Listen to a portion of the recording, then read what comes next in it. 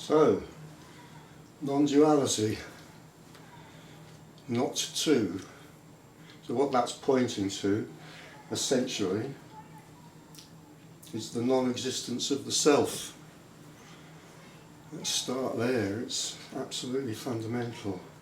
So the suggestion from here is that the sense, the feeling, the notion, the idea, the philosophy, because it's all of those things, that there is a self sitting here and that there's a self sitting in each of those chairs. The suggestion is that that is we could call it an illusion, a fabrication, a story, if you like.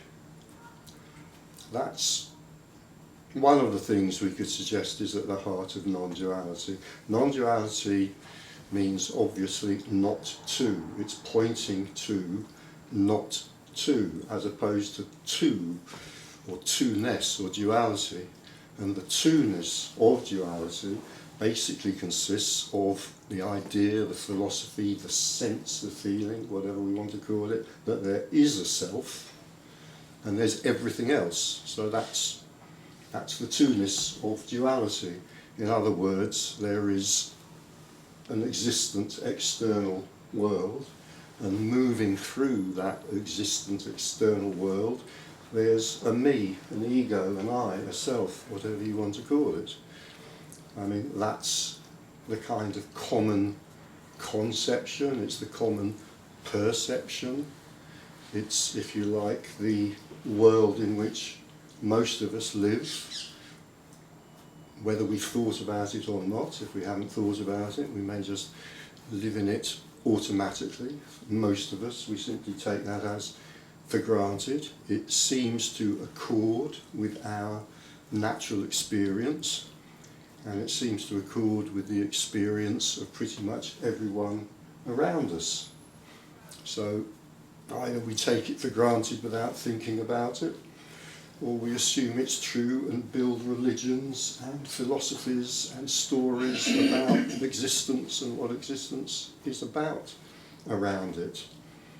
So the challenge from here is, if you like, simply that the cornerstone, we could say in a way the cornerstone of almost everything that we commonly believe, the stories that we create to explain existence, the cornerstone is that, I'm not going to simply call it an idea, it's far more than that. You know, the sense that there is a separate me, a separate I, a Richard in this case, inhabiting a world that I am separate from and through which I move. So that's where the sense of, I hesitated there, I didn't just want to say the idea of, it's far more than that, the sense of duality comes from. And as I say, the suggestion from here is simply that is, we could call it an error. Some people call it the divine error, a mistake, an inevitable mistake for most of us, given the common experience. And the common experience, we could say, is that, you know, the baby is not born into a state of duality. The baby doesn't recognise self and other. But after quite a short while, I have a grandson who's about 10, 11 months old now, and I think I can just see the glimmerings of the recognition of between self and other emerging in him, which wasn't there when he was 3 months old. So we could say we're born into what we could call unity, non-duality, and then for almost everybody, there may be some exceptions to this, but for almost everybody, separation occurs. And separation means the emergence of the sense that I am an individual, I'm an ego, I'm a self, I'm a person, whatever you want to call this, you know, and I am inhabiting a world which is external to me. So that's duality, that's the two things. There's me and there's everything else. There's me and the world through which I move. And I mean, this can bring delights, this separation into duality, and rather obviously it can also bring a few problems, or maybe massive problems, and many of them. Because now, once a certain age has been reached and there is this sense of separation or duality, I'm moving through a world which seems to be filled with other separate people, other egos, other personalities with whom I start brushing up against. And sometimes that brushing up against is an unparalleled delight. And sometimes, as I'm sure we all recognise in this room, it is not an unparalleled delight. Sometimes it's slightly less than unparalleled delight, sometimes it isn't a delight at all.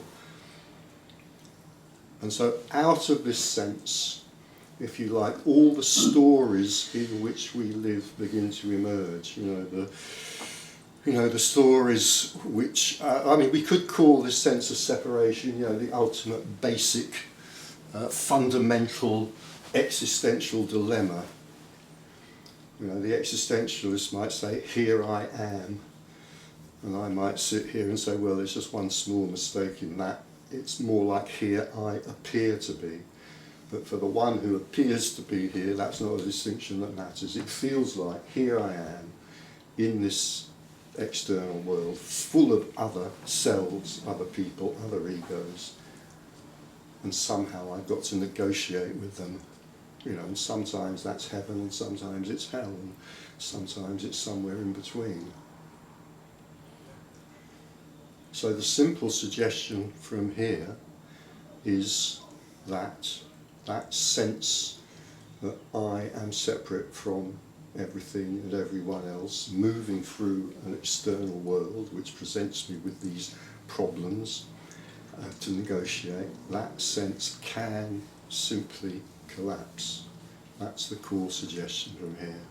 And when we talk about non-duality, that's what we're pointing to, that's what we're indicating. We're indicating this possibility, that the sense that I exist as a self, separate from everything else, can simply collapse.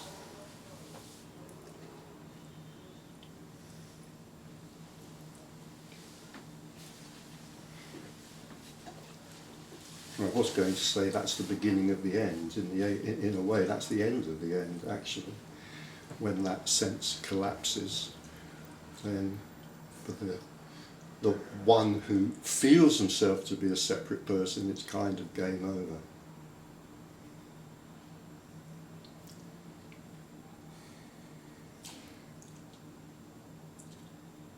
And it can be a considerable shock.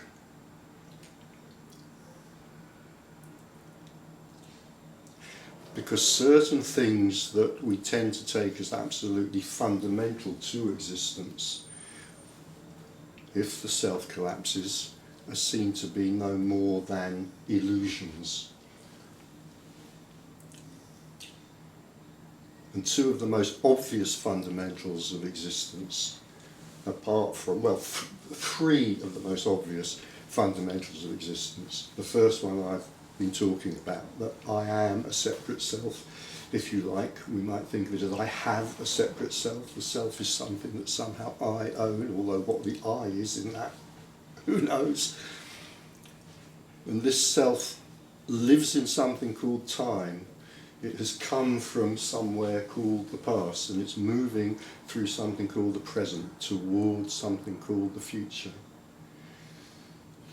And one of the shocks of the self-collapsing may be, not always like this, but it may be the sudden realisation that that is an illusion, that is, if you like, a story, that there is no past from which this has come, there is no future towards this, towards which this is going. There is simply, and then there's usually a pause here at this point because language doesn't really have a word. So there is simply, we could say simply this, simply whatever is apparently arising.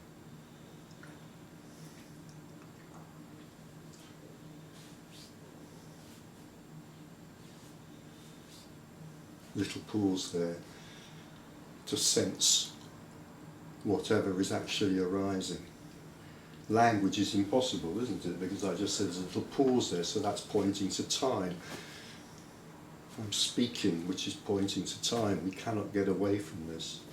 We could say that the mind creates time, or the mind lives in apparent time. But nevertheless, the declaration from here is that when this is seen, it's seen that there is just this, and what that is pointing to is there is no time, there's no past, there's no future. In a way, we could, if you like, even add to that, there is no present, because the word present kind of suggests a duration. It's like, how long is now? Well, no length at all. There is literally just what's arising. And it often occurs to me at this point that what I'm saying here is, it may be, not for everyone, but it may be incredibly challenging. I mean, thoughts arise which appear to be constructed by memory.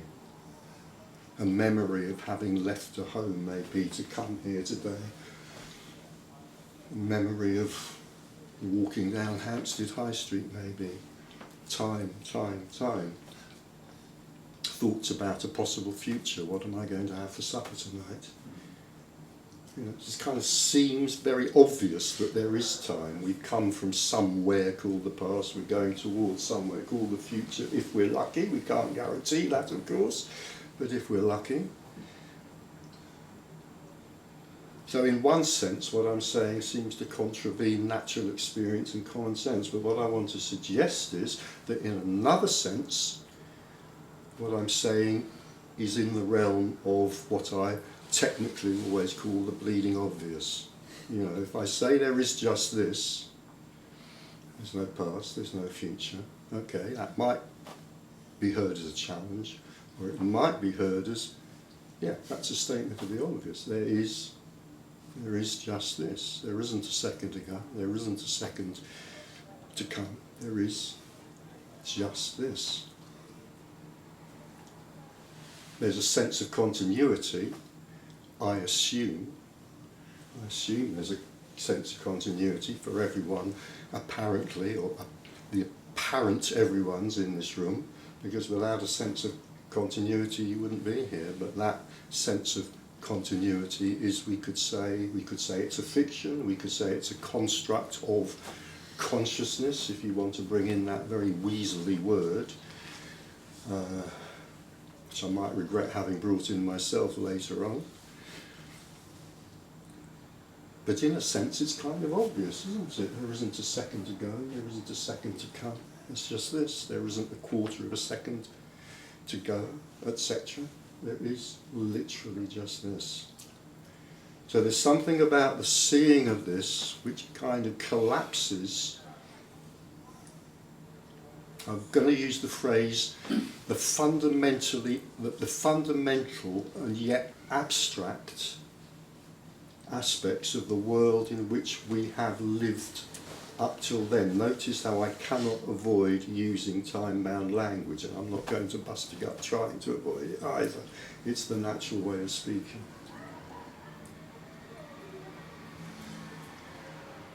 So there's the collapse of what up to the point of, let's say, the person being seen through, the solidity of this being seen through. There is a collapse in, we could say, in the reliability of the evidence that had apparently been there up to that point, that this is a kind of solid being and it lives in something reliable called time and it moves through something reliable called space, bumping up against other reliably known entities reliably known as people, and then that can all collapse. So it's not surprising that sometimes this can be highly destabilising, this seer, highly destabilising, as it can knock away from us everything that we'd assumed about existence and about ourselves up to that point.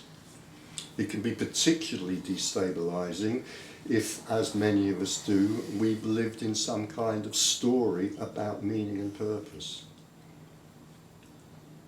Most obviously a religious story, for example, or a spiritual story, for example, or a philosophical story, for example. It hardly matters in a way whether it's the story of Christianity, the story of Buddhism, the story of existentialism, or the story that I'm here to save the planet.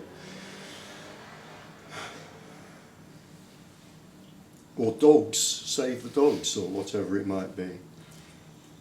I mean, a story is a story is a story. For our purposes, every story is equal. This communication can be highly, highly offensive.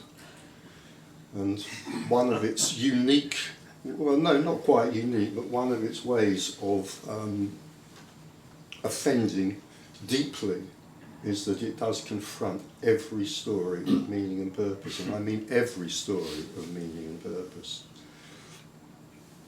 I've written a few books about this, and in the first one, I think this line's just coming to me. This strips away everything. It leaves nothing to cling to. Not a raft, not a plank of wood floating in the sea. It leaves us with nothing to cling to. This is absolutely merciless in what it strips away from us.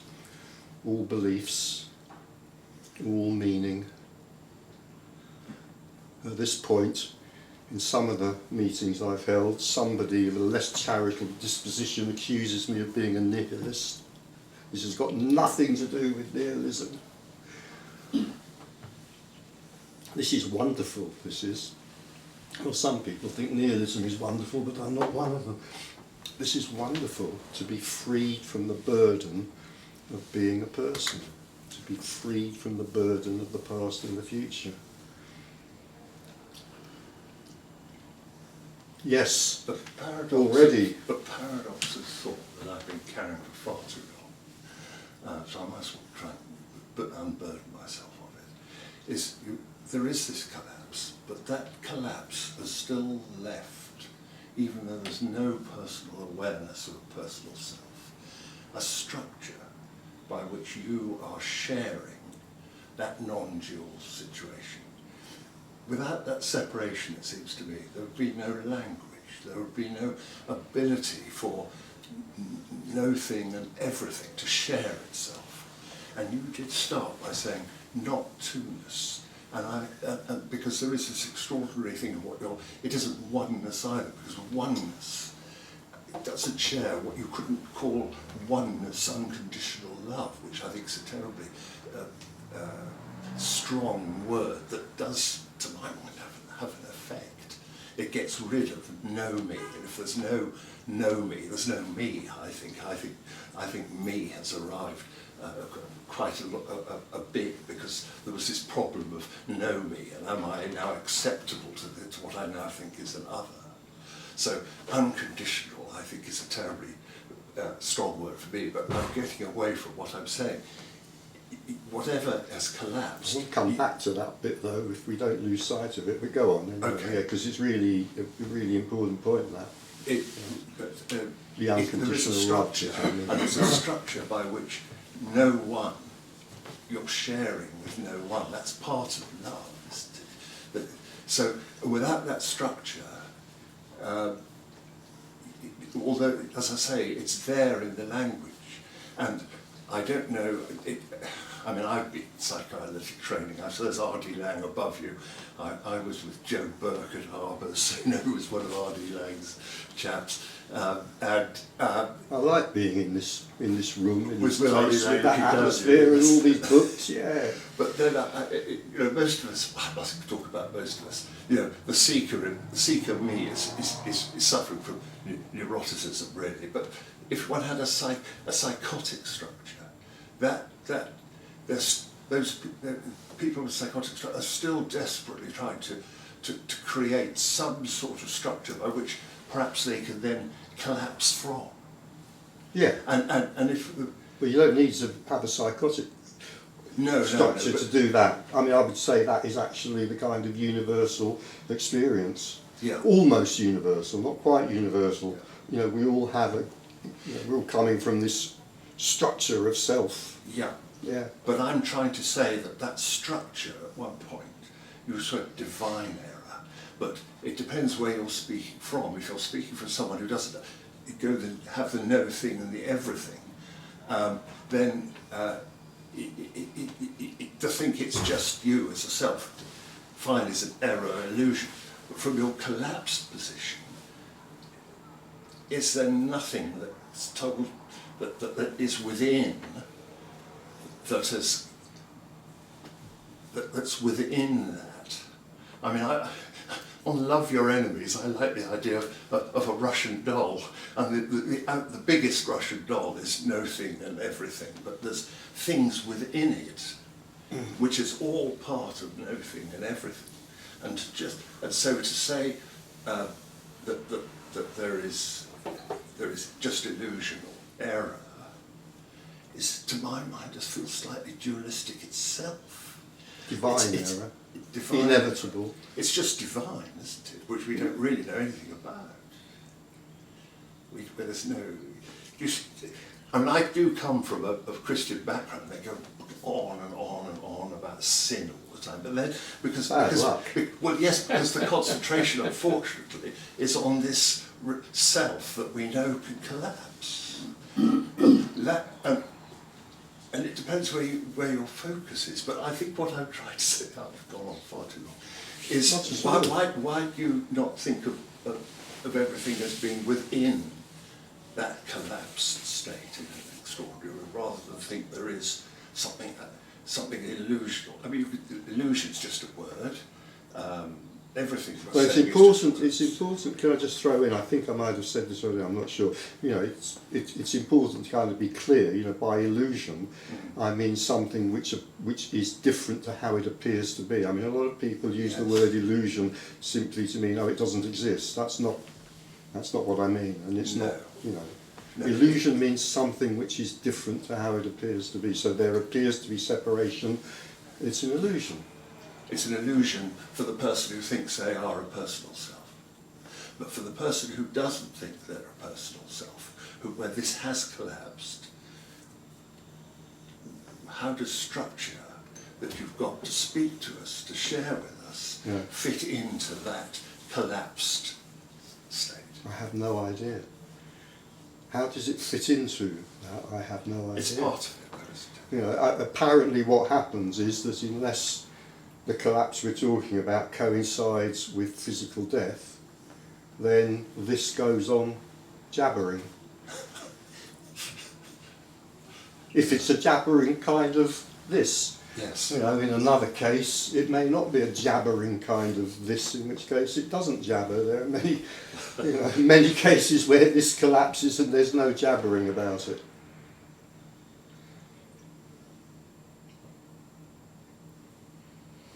And I can't remember why you brought the phrase in, but I do remember, I have a really bad memory, the phrase unconditional love came up. It's a Tony Parsons expression. Well, it's more than, I love Tony dearly, I quote him far too much. I don't think it's actually his phrase, I think it kind of predates Tony, but nevertheless it points to something incredibly important. And the thing I always say about unconditional love, it's bound to come up at some points this afternoon, so let's deal with it now.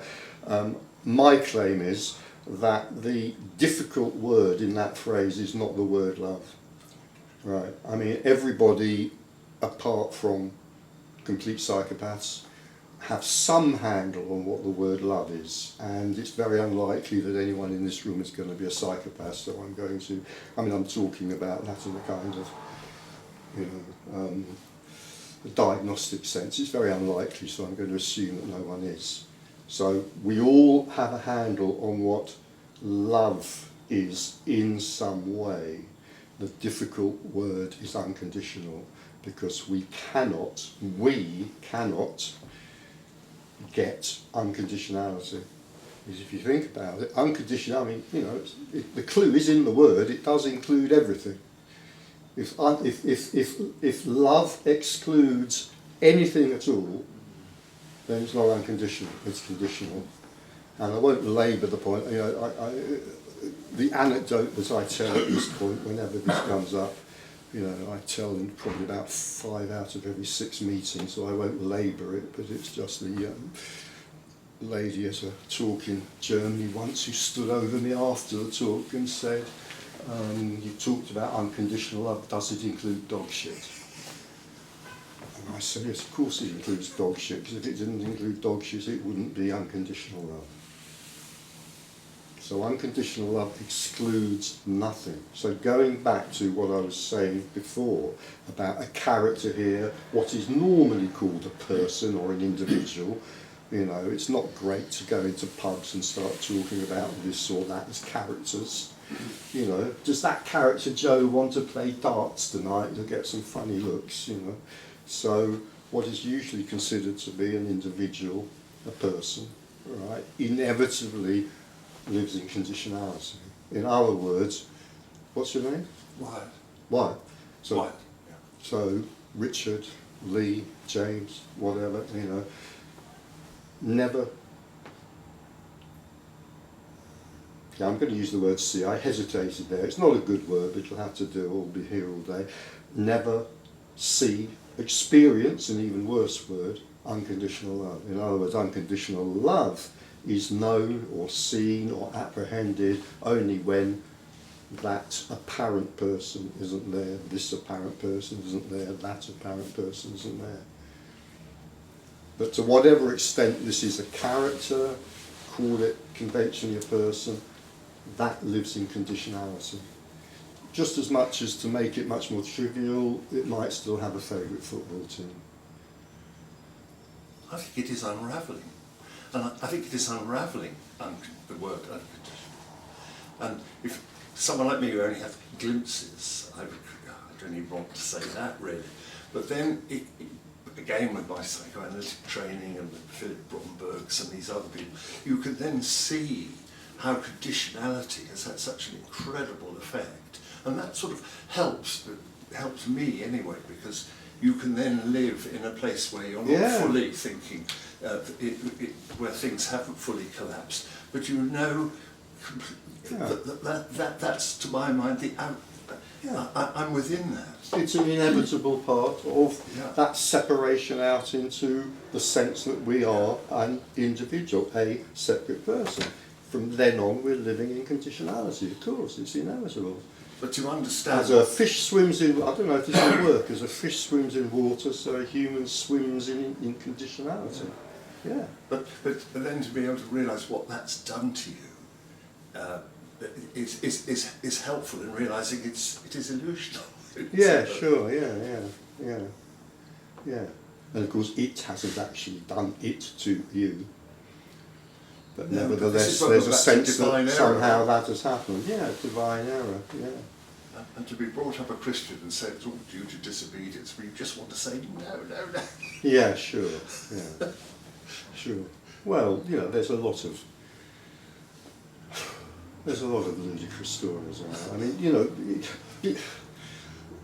trying to be a bit benevolent, I find it quite difficult to be benevolent to orthodox religions, but I'm trying really, really hard this afternoon. So trying to be a bit benevolent, as I've suggested or actually said before already or something, it is very difficult to live in this inevitable sense of separation in what definitely seems like an external world and sometimes seems like a hostile world.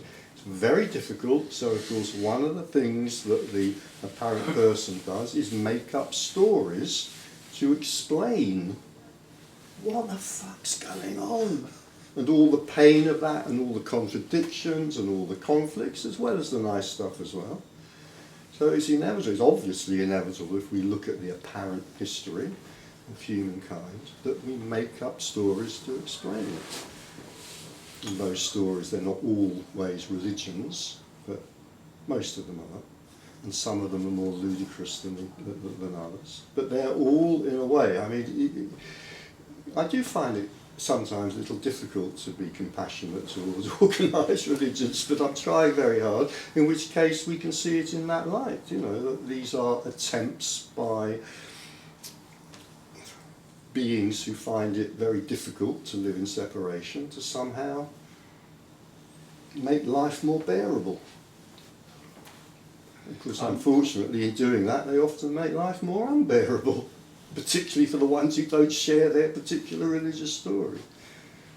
I'm interested in conditionality, Richard, and I know you were, I think you were a therapist, weren't you? Yeah. And I retrained as I was a trainer more than a practitioner, but yes. I retrained. When I left my work, I retrained as a therapist. And I had a meeting yesterday in this particular area, about 15 or 20 people. And there was sort of conditionality going through my mind the whole time. So I'm curious, in terms of curious as to how you've addressed that, in terms of having dropped away, in terms But of... could you be a bit more specific about, you know, what you mean in your case about conditionality going through your mind? Yes, conditionality going... Well, I had a glimpse a week ago. Right. People call it a glimpse. Possibly everybody in the room's had glimpses. I've had a few, but Right. it was quite clear. Unconditionality. Yeah. Just unconditionality. No issue. Yeah. Just no issue. Just evaporated. No past. No future. Empty fullness. And that was just going to the loo. Right. That's not a method, by the way. No, that's why I Well, hesitated it may to be a say method. it. Try it. Can you imagine a religion? I mean, try it if you want That's to. why I hesitated to say it, because I suppose it was unexpected. It was quite clear. It's always unexpected. Hmm?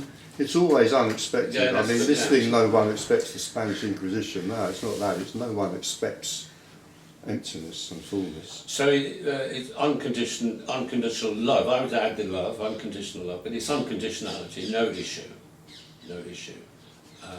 and no past, no future, empty fullness. And then 5 days later, I'm in a room with the people that are winding me up. Yeah. Join the club. But that wasn't a reference, by the way.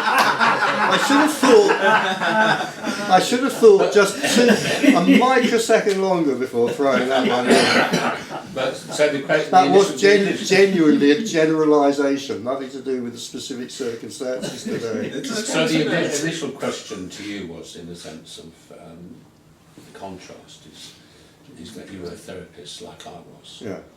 subsequently, and in terms of you, for want of a better phrase, not being there, Yeah. how do you deal with that, or is it all no issue? How do I deal with well, what? in the sense when you see therapists say talking with clients and telling them to do this and to Yeah. do that, in terms of your place of unconditional, there being no issue. I give thanks to the non-existent gods that I'm not one of their clients. That's what I do. Thank you. That's the question. That's the answer. Yeah. That's a very specific question about therapists. Yeah. Yeah, I'd run a mile from a therapist who told a client what to do. Yeah. And the only other thing I could say about that is, you know, I've said many times before that, you know, as far as I'm concerned, you know, if this character wanted to see a therapist, I'd prefer to see a therapist who wasn't there. You know what I mean by that, as in a therapist where there's been this seeing that the person is non-existent. And the main reason for that is because my feeling is that such a therapist would no longer have an investment in any particular story as to how this other character should be. And I know broadly that therapists in any case shouldn't have that sort of investment, but an alarmingly large number of them do have that investment. Is that getting anywhere near what you're talking about? Yeah, I'm just curious. It was just a particular week, and maybe I was in a bad mood, but I just what went on yesterday. I just Yeah. The great thing about in the contrast with sheer unconditionality, not even sheer, just Yeah. unconditional love. Well, that has. And actually, what message is just total freedom. Yes, total freedom. Absolutely, yeah. no chains, including the chains of I must always be like something, or even I must be like anything at all. Forget all of that, all of the rules, all of the guidelines, they just all collapse because it is total freedom. Yeah. And I suppose the question is, maybe the question is that having had a glimpse, being aware of nobody being there, does it make it more? I'm talking now to somebody who's not there at all, but does it make it more sensitive to that sort of energy in the world? To what sort of energy? The energy of people having a sense of self. If I'm understanding the question in the way that you mean it, which I'm not guaranteeing I do, then yes, it probably does make it easier. Yeah, it makes it easier probably to avoid certain situations which are unproductive, let's say. Yeah, probably. More alert to it. Yeah, probably. Yeah. Yeah. But again, I really want to stress, that this unconditional love, well, again, just to stress, it's the unconditionality that's the pain in that phrase. It's the impossibility of the character getting in that phrase. It's not experienced when the character's there. Every character lives in conditionality. But when the person isn't there, there is. So when there's that collapse, then it's seen. But don't forget that unless physical death occurs at that point, there is still a character.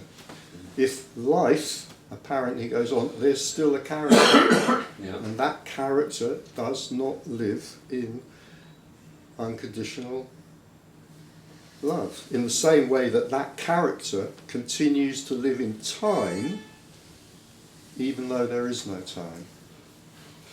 So, for example, when the non-duality speaker sits at the front of the room and says there is no space and there is no time, if you tackle them to the floor and manage to extract their wallet from their jacket and look inside it, you'll probably find a train ticket, maybe with a reservation for 9:30 that evening back to Cardiff, where they apparently have a home. So this doesn't kind of negate any of that. No.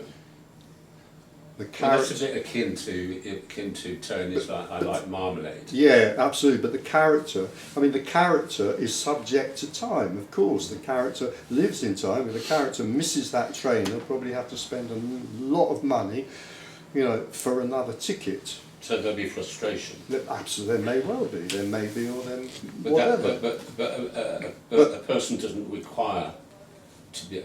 Frustration doesn't require a person. No, to nothing requires a person because there is no person. Ramesh Balsekar was, I think, sort of fairly well known for insisting on being at the airport 3 hours before his plane. I think that's a very good idea.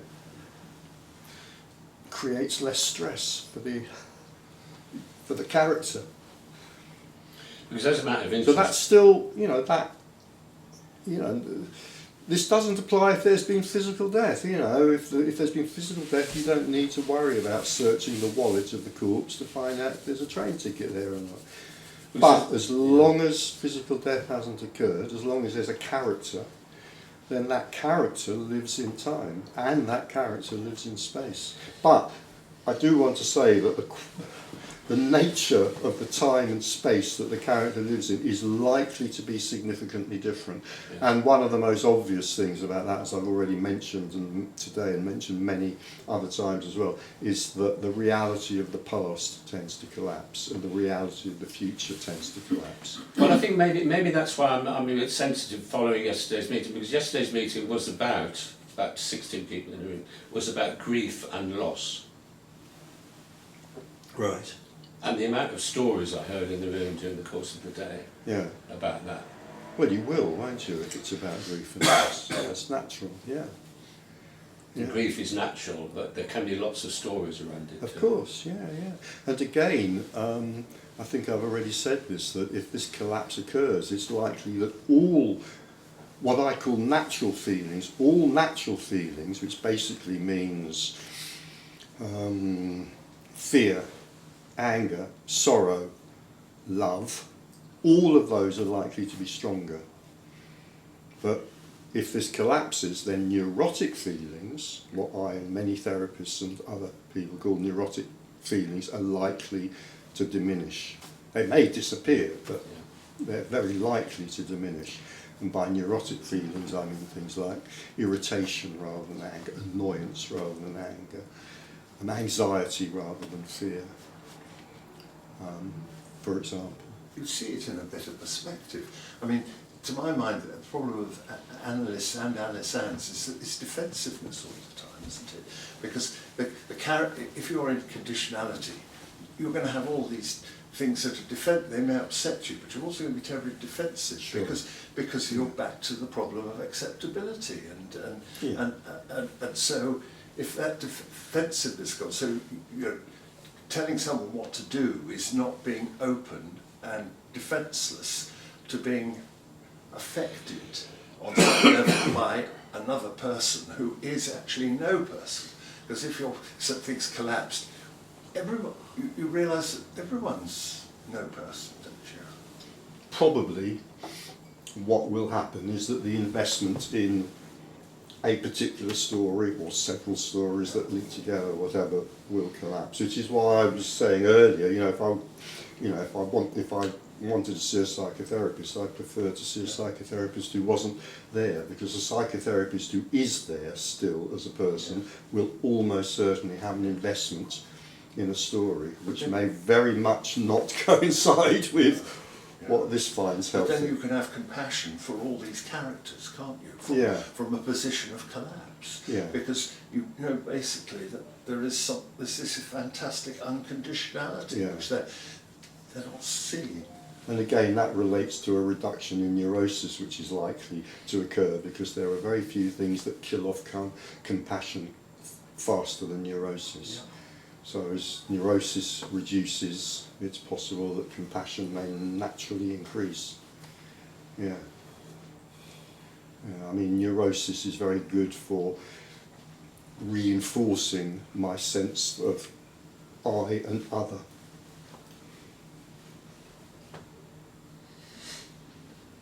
For some reason, Martin Buber, who I don't often think of, has just popped into my head. So, with that neurosis collapsing, there's likely to be more sense of I, thou, rather than I, other.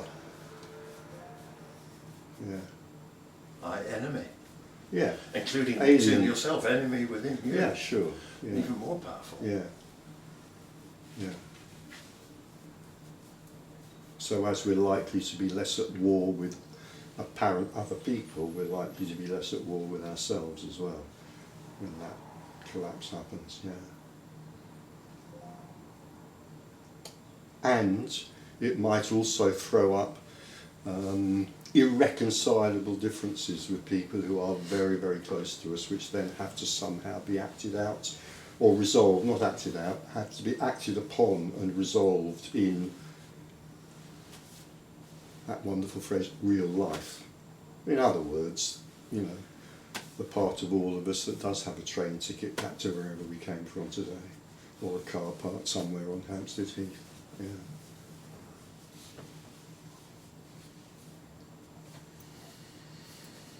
I have two questions. This collapse state, personhood collapsing, is it something like all or none? Either it is personhood is totally collapsed and there is no partial collapse of personhood, isn't it?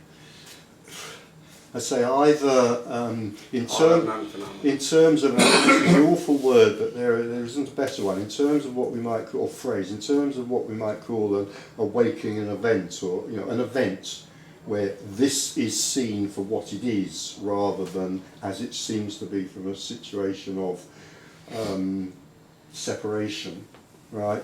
There's no gradation. In other words, you can't partially see that this is unconditional love. I mean, well, you can't see it, I can't see it anyway, but it cannot be partially seen, if you like. And there might be some sense, some apprehension, but that's going to have something to do with the mind, the emotions and so forth. what I'm talking about has nothing to do with the mind or the emotions. So if this collapse is seen where, let's say, the fullness of this is seen, then that's an absolute. It's an absolute event. Yeah, it can't be half seen that there is simply unconditional love. My second question is, can you describe this in the terminology of the mind? Actually,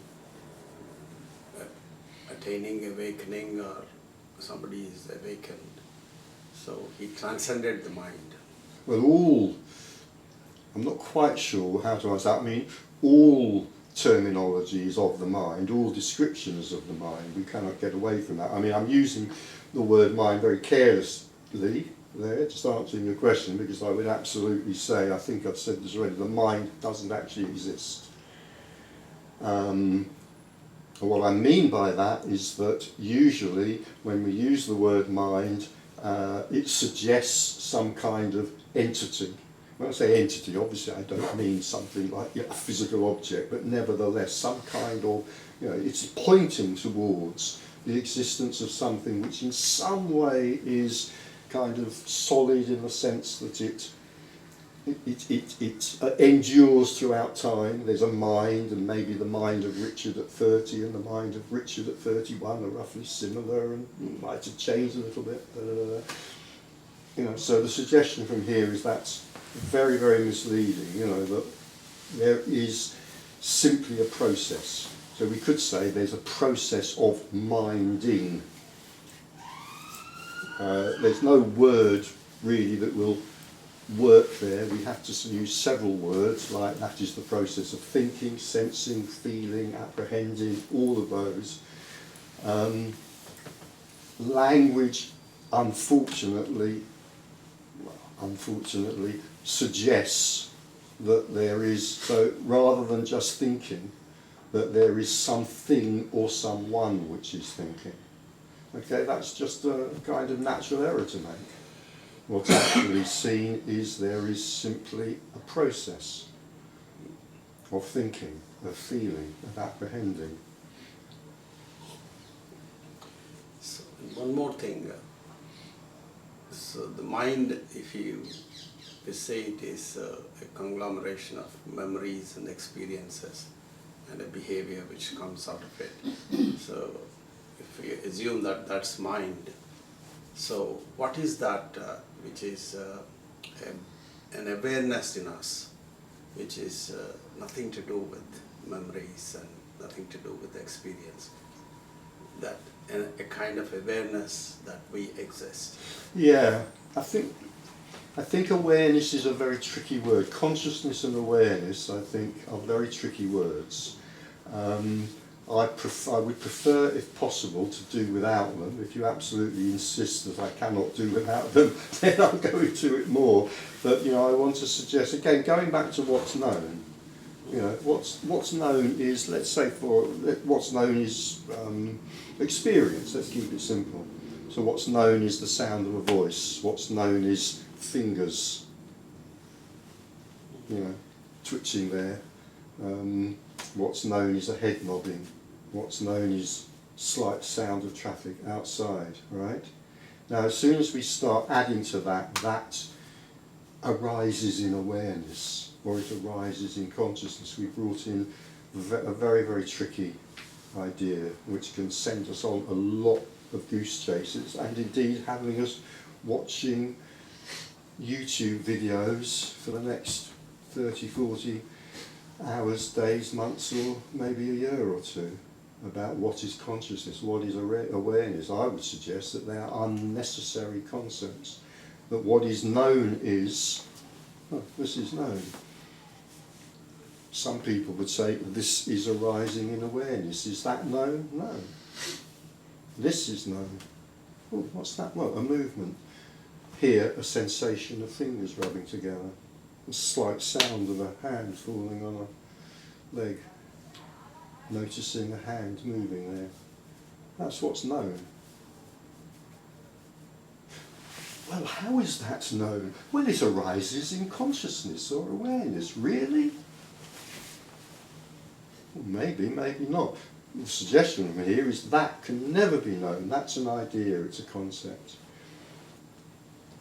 And then it tends to lead to other concepts and nonsense piled on nonsense piled on nonsense piled on nonsense, a bit like a religion. You could see how consciousness is kind of like, a new religion with its high priests, and we know who those high priests are, and they're on YouTube. And occasionally I've tortured myself by watching an 1.5-hour video by one or other of the high priests of consciousness, and invariably at the end of it I just think, I want that fucking time back, please. Please give me that 1.5 hours back.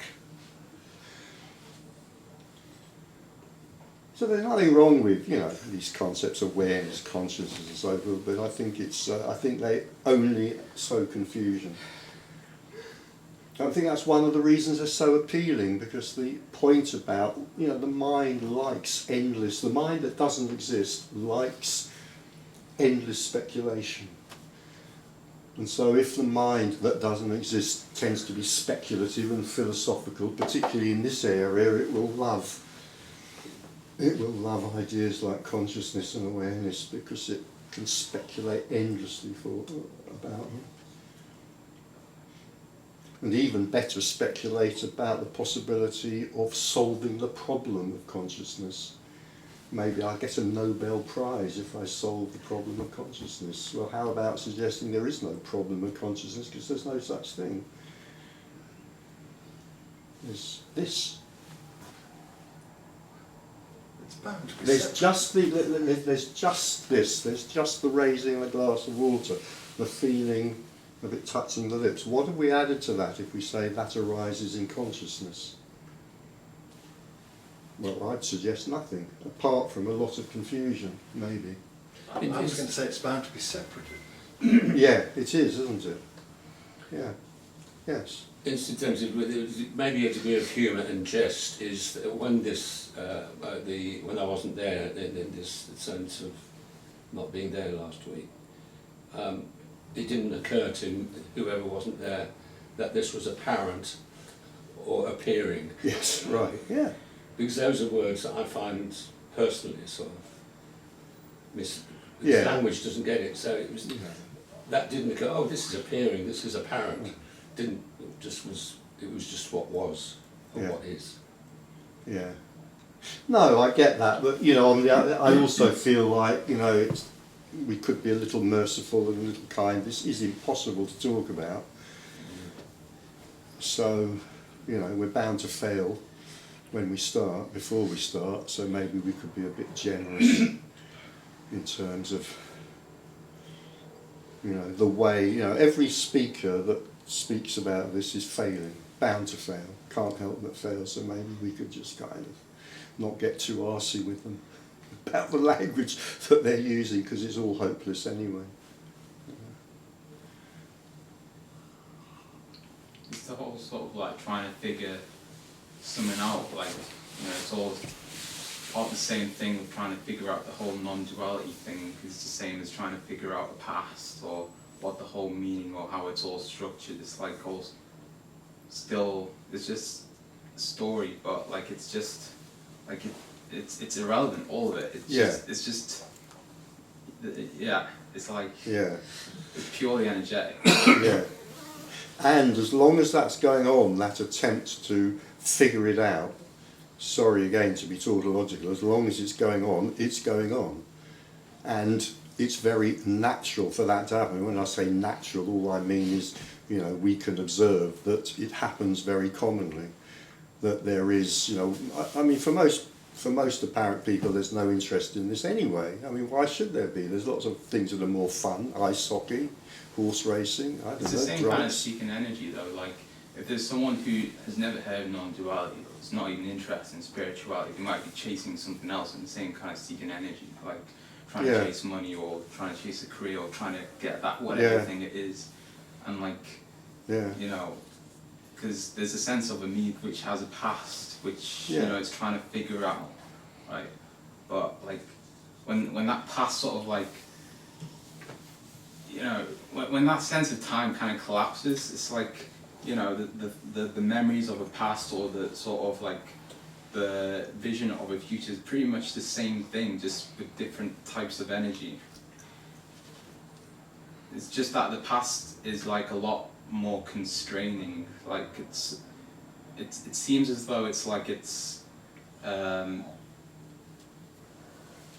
far more about trying to figure something out, and then when a person is trying to like extrapolate that into a meaningful future, that's still part of that sort of seeking energy, whereas if the Still part of that. seeking energy, Yeah, like sure, extrapolating absolutely, the past yeah. into the future. Yeah. But like when it's seen that the past is just as imaginary as the future, it's like that's it. Yeah, that is it. Yeah.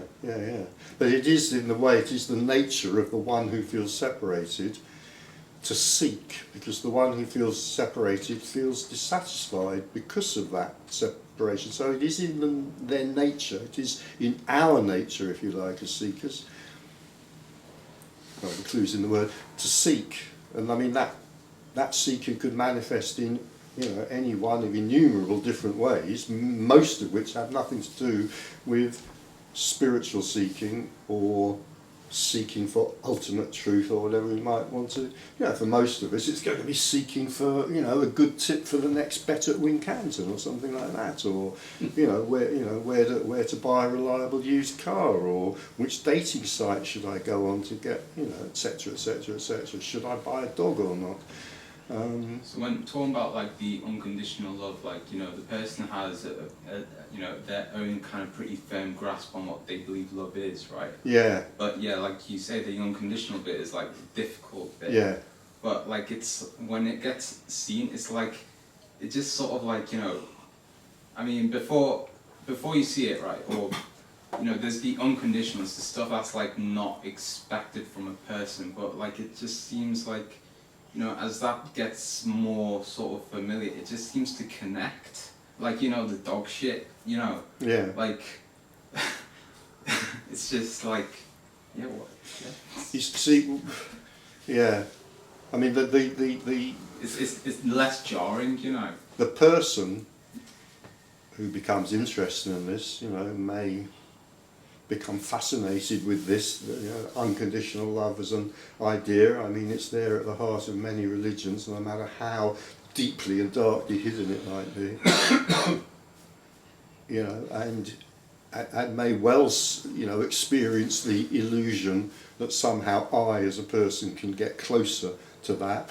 And that can generate all sorts of very unhealthy neurotic things, like maybe I can increase my unconditional love for the world if I beat myself savagely because of my sins or whatever it might be. You know, but the person can actually never. I mean, it's just astonishingly clear, if you like, when this is seen by no one, that the person could never get closer or further away. You know, the person is just a kind of a block, if you like, to that. It's a story, the person. The person is a story, yeah. I mean, we say, you know, I say often, and other speakers say often, or sometimes, you know, the person, you know, inevitably lives in a story, but absolutely, yeah. Just it's more accurate actually to say the person is a story, yeah. But I like your word familiar, because I think, and for me, increasing familiarity about unconditionality, if that's a sensible thing for me to say, does mean something to me. And this nobody here, no one here was asking about partial and full, and I'm thinking that, you know, to my mind there is that familiarity, which then makes the jigsaw puzzle of other things sort of just is. Is that right? It just sort of starts fitting together, I think. Sorry? It starts fitting together, maybe Yeah. that's one way to put it, yeah. That's why I think you use the word jigsaw. I think a lot of the struggle for the apparent person, you know, in a fundamental way, lives in an alien world. I mean, that's what it is like to live in separation. There is me and other, so I am living in an alien world. And a lot of the struggle is to attempt to make that, the alien, turn it into the familiar. And sometimes we're very successful at it, and sometimes we're spectacularly unsuccessful at it. But it's always a kind of struggle, even when we're successful, to maintain that. It's always a struggle to maintain unconditionality, is what you're No, saying. no. It's always a struggle to maintain a kind of, in a way that we can't do that, but as closest to that as we might feel that we can get, which may not be very close indeed at all. But to kind of, to sort of maintain, for the separate one, the person, the apparent person, to kind of try to make those barriers more translucent, so that I other becomes less I other. That's a It's teaching. always a struggle to some extent. It's just more of a relaxation, though, ultimately. Yeah. Well, now you're getting to the ultimate teaching that we inevitably get to at some point in these afternoons, aren't we? That the key to Buddhahood is relaxation. Familiarity. That's not my way of putting it, that's somebody else's way of putting it. A guy called Keith Dowman, but it's very, the Familiarity. key to Buddhahood is relaxation, here and now. Got to get that quote in sometime. I'm this sorry, afternoon. I'm terribly Yeah. interrupted. No. Sorry. Familiarity to me, though, I think is telling me that it reduces completely any idea of free will and choice. Forget about that. About what's happening, about the character. Yeah. And that's really that really then is a mystery. But I think it then does create a wholeness of the jigsaw puzzle, because it's you think you've got all these things you could do, but there's nothing you can do. Well, it's not. There's nothing you can do. It's much worse than that, as I always say. It's not that there's no free will. Completely wrong. It's not that there's no free will. There is no person who could have free will. Yeah. Very different. But it's still a good way of starting a fight in a pub. But also, this is like Whichever one of those you go for, it's a good way of starting an argument. Well, it's a good way of starting an argument with almost anyone, but if you want to have real fun, then try it on a vicar. Oh, impossible. So searching could include anything like climbing Himalayas or Of course. grandchildren. Of course. Anything. Yeah, of course. Yeah, anything to fill that existential void. Yeah. Yeah.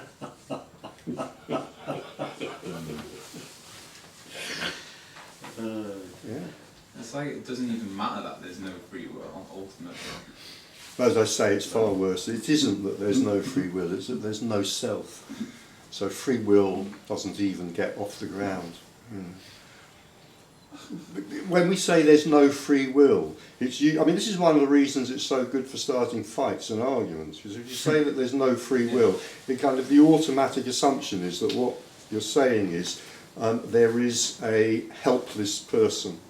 A person exists and that person is powerless, helpless, a straw in the winds of fate, whatever it might be, and that's absolutely not what's being said. There's no person. So free will doesn't even come into it. Somebody might suggest there's some kind of free-floating free will which doesn't belong to anyone. I have no idea what that would mean. Yeah. So there are no mistakes to be made.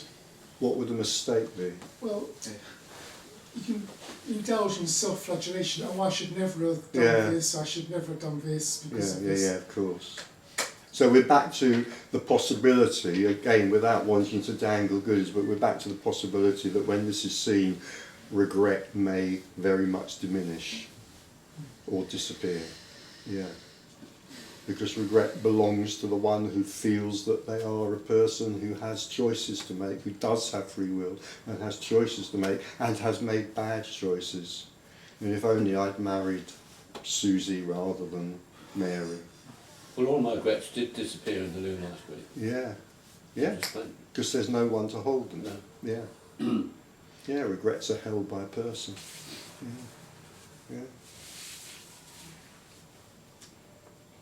Yeah. Yeah.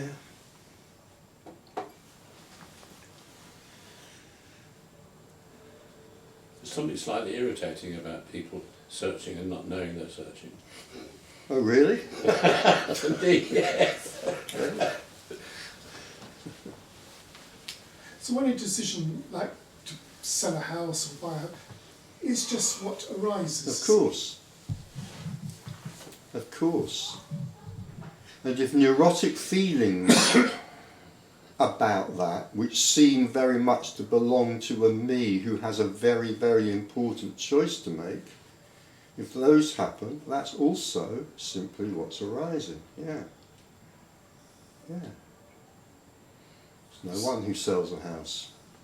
Houses may be bought and sold, but no one. Actions there are, but no doer thereof, as the Buddha, I believe it was, said. So to use House ownership was probably less important to him, so he didn't say houses there are, but no owners thereof, but he might just as well have done. Actions there are, but no doer thereof. Yeah. Doesn't just So belong we to come back to that word helpless then. Helpless? No! Who is there to be helpless? Yeah, I mean, it's a good mantra. I mean, obviously it's my mantra that I conferred upon the world, so I have to kind of support it. Helpless, hopeless, meaningless. But that does not suggest that there is a person who's helpless, hopeless or meaningless. It's just a sense of hopelessness, helplessness and meaninglessness might arise, and if it does, it's a great blessing. So I encourage people to repeat that mantra for half an hour a day. No, not really. But it is pointing to something very important. You know, that the person tends to think hope, help and meaning are very important. And actually hope, help and meaning can very easily become another way in which we flagellate ourselves. So it can be a great blessing if hope and the hope for help and meaning, if they fall away, that can be a great blessing. Did you say help or help? Help. Help. Help. Sorry, you were... Yeah, the regret. Doesn't just belong to the brain, which just analyzes... Does what belong to the brain? The regret.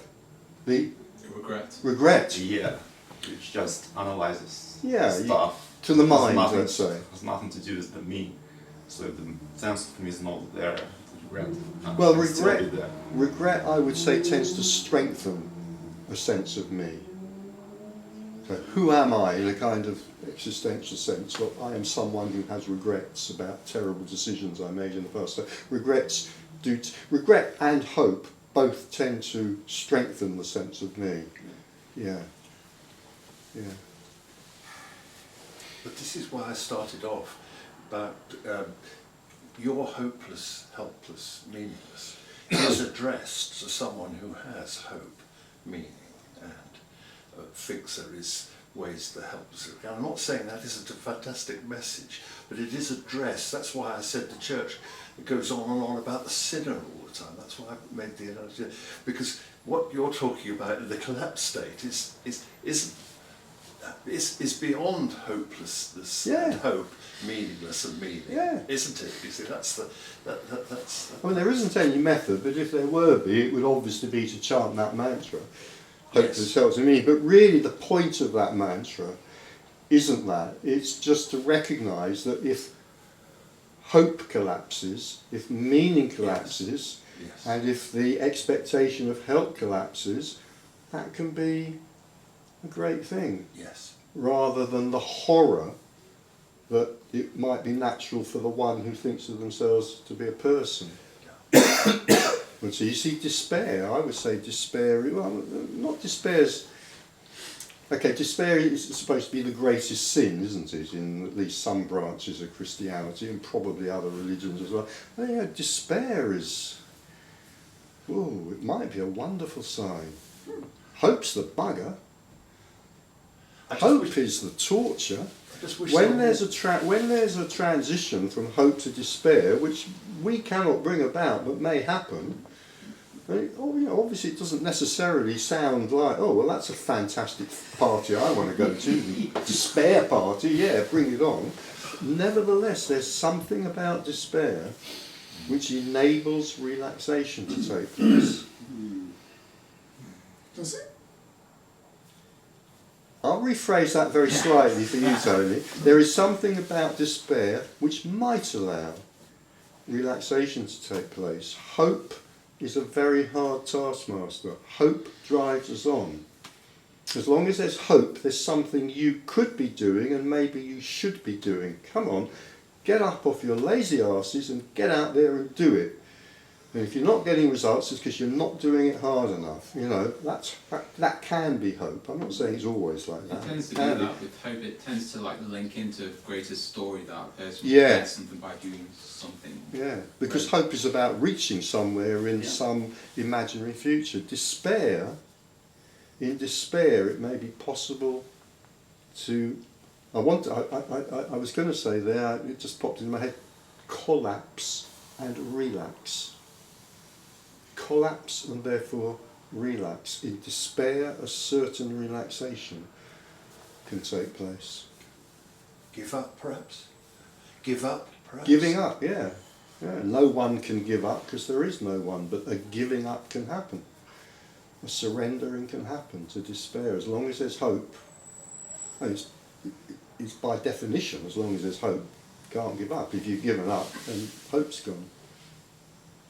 Yeah. It's just that it's like socially conventional to have hope, and so if you do have hope, then like everyone will validate you in that sense. But when you're in despair, like you don't have that support system. Yeah. Because the natural, and when I say natural, of course I mean artificial.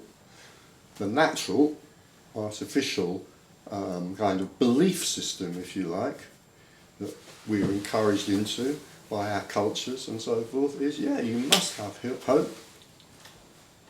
Keep going. It's very bad not to have it. Keeps us in the story. It's like, you could say like it's a grand collusion to keep us in the story, except there's no one behind it. There isn't some malevolent force.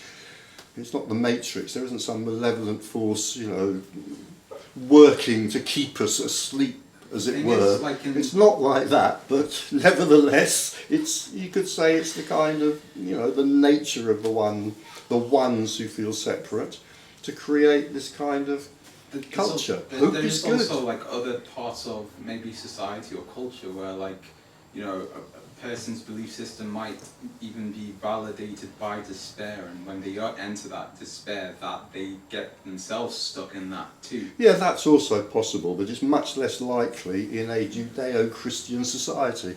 Much less likely. It could be in certain parts of society. Yeah. And absolutely, no, you're right. And you can get that validated. You can go onto websites and you'll get your despair validated, and the natural next step after despair is suicide. You can go on websites and get that validated and so on. But that's true, of course. Well, I'd say it comes into like economically disadvantaged people who are sort of fed that story that they are there by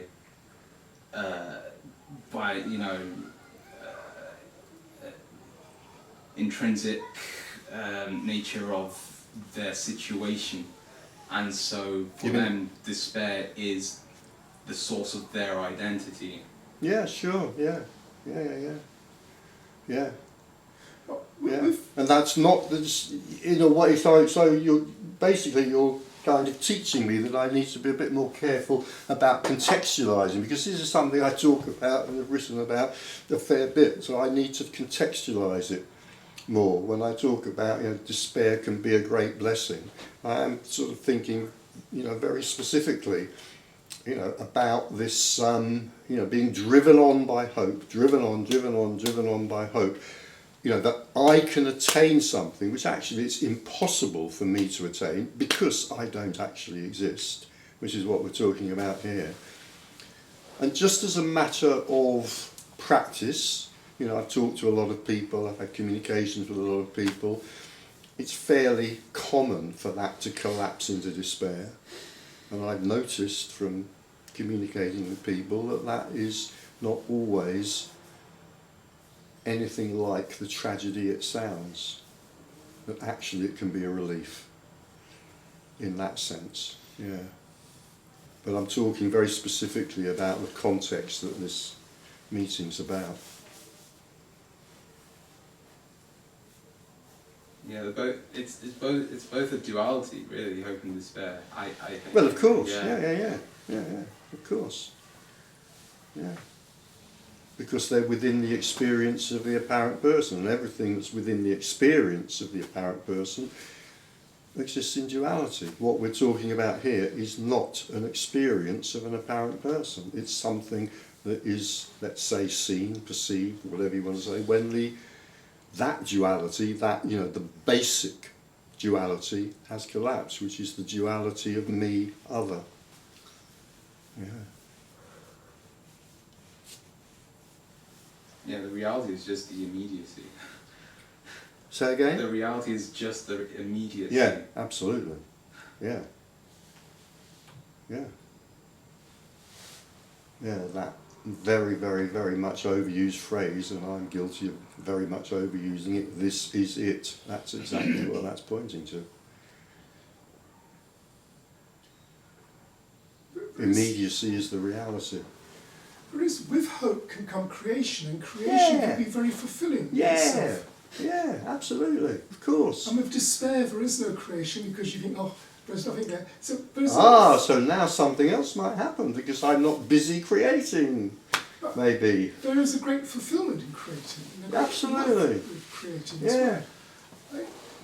So I'll say again, you know, something that, you know, I don't think I've ever said before when I'm talking about this, which I talk about often. You know, I am talking about this in a very specific situation, and I'm just going to very carelessly use, because it's the easiest word to use, I'm talking about our existential dilemma. In our existential dilemma, despair may turn out to be our friend. Let's try that. Which says nothing about the joy of creativity. Despair and suicide for me are very close companions. Yeah, they may be. Yeah. Yeah. But you're not talking about attacking yourself. No. Therefore, just putting more and more concretization on this imaginary No. self, are you? Which is And horrible. I'm not, by the way, I'm not talking about an attitude of mind or a feeling. I'm talking about something which, as it were, arises out of nothing, has nothing to do with us. I was going to, conventionally speaking, I would say, you know, in spite of ourselves. That might be the conventional way of putting it, but I would prefer to say in spite of what we apparently seem to be. Despair is something, the kind of despair I'm talking about arises from the running out of the energy of hope, maybe, and then something else may happen. And none of that negates what either you or you are saying about despair from other points of view. But what you were saying about hope and creativity, I'm afraid made me think of Lacan, and I'm sorry to mention him. Well, here, of all things, you know, we're surrounded by books of... Are we? Probably, But- yeah. but these- Downstairs, by the way, there's a photograph of him on the wall, so... Is there? Yeah, Oh, right. even better.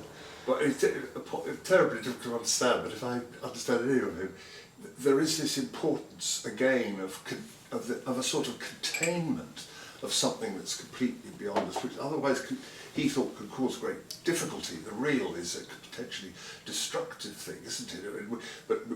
But we've got to be able to contain, and symbolization, and again, language, you see. This is where I come back to the psychotic person still got a language where they're desperately trying to create some sort of structure. But I'm trying to, I think, say that once you've got a sufficient structure, which may require creativity, that could then perhaps be in a better position to collapse. Because if you're still trying to create a structure, that's what you're trying to do. But I think, and at this point, I regret having talked about, you know, the beneficence of despair and so forth for so long, because what I don't want to suggest, and you know, this is also what I feel like about what you're saying, is, you know, There's no method, there's no path, there's no practice. No, there's nothing that can lead to this. There's nowhere that, you know, No, but we're not, there is nowhere to be led to. but we're not being led to it. Your I mustn't say your creativity, but your books. That's come from a creativity. And you've got language, and you've still got structure. You've got no sense of personal self, which can make sentences that we can understand, that can give us something in this sharing. That's what I mean by a symbolization and structure. Otherwise, we'd be in silence. Yeah. Absolutely nothing wrong with When that. it comes to the either. words, though, it's more of a destruction because the words tend to be quite paradoxical, which tend to like disrupt the belief system. Well, yes, you know, it's we're here because we think it's a really worthwhile message. But what I'm saying is, come from a structure that you have gained, and that's why I'm not so sure about error, because I think it's what's in, because error has given you the ability to write the books that are getting rid of the illusion that you're talking about, and so therefore there is this extraordinary paradox of everything being a whole, everything being within that nothing and everything. Well, everything about this is at least a seeming paradox. And It's as for actually Lacan, I really gave quite up. simple. It's just that everything is. It's very simple. It's more the sort of social and just general like teachings that society has given us has created a structure, but the reality is very simple. But you wouldn't be talking unless you had thought you were separate, is what I'm saying. I was talking. I really don't think you would have any speech unless there at some point there would have been otherness. It was speech coming to you from your mother that probably made you think that you were other, and it was your name, and therefore it was you. And help, I've got to now realise that there's mother, and mother, I want mother to go on loving me, because that's all I know, and how can I survive without that? Well, there's a few cases I think of, I mean, I can't guarantee this, but there's a few cases, maybe more than a few cases, I think, of individuals where there's never been that separation, where there's always been this knowing. And I think one of them was J. Krishnamurti. Yeah.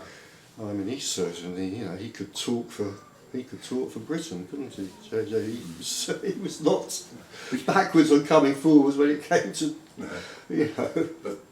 But you probably can be very philosophical now, but you see the whole of language has got separation in it, because it's, of course, meaning is all relative, and there's this hapax legomenon. If a word only appears ever once, it has no meaning. There's one in the Lord's Prayer, believe it or not. We have to. Oh, please, let's not go there. But it's very interesting that everything we say we've created a meaning from, because there has been a relativeness. We've compared that with that, and yes, that's what that word means. If that word had only ever been said once, it would have no meaning. These sounds, noises, really. I mean, anything that I say is completely meaningless. It's just sounds and noises, and like the interpretations come from the self.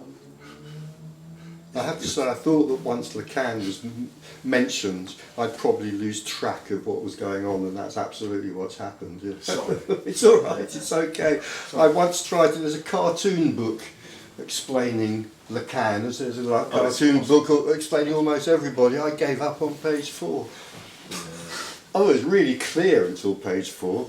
It really was. It was like, you know, Lacan for 2-year-olds to page 4. Suddenly it was Lacan for extraterrestrials. So I gave It's up. like the brief history of time. Most of us only got to page 20, although it's one of the biggest sellers ever. I'm one of the many people who's read that from cover to cover and I didn't understand a word of it. Yeah. Who's Lacan? Never heard of it. Lacan, he's a French psychoanalyst, and depending on your point of view, he's LAC. LACAN. Oh, yeah. Depending on your point of view, he might be the greatest psychoanalytic thinker on the planet, or a complete charlatan, or something. I couldn't make in anything between. of it. What? They're interesting ideas. I tried to put them together, they all fell apart. So. Yeah. It's a Yeah, we're still Yeah. puzzling over Lacan. Yeah, is he a great thinker or a great charlatan? Yeah, and it's tea time. Oh yeah. Well, it's not. Well, it's tea. I'm sorry about while we're up here, there are chocolate biscuits up there,